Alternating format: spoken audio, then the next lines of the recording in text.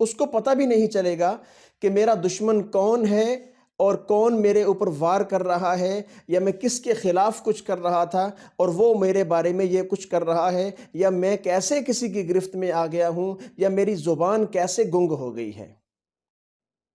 سورہ بقرہ میں آیت کا ایک حصہ ہے، سم بکم عمی فہم لا یرجعون۔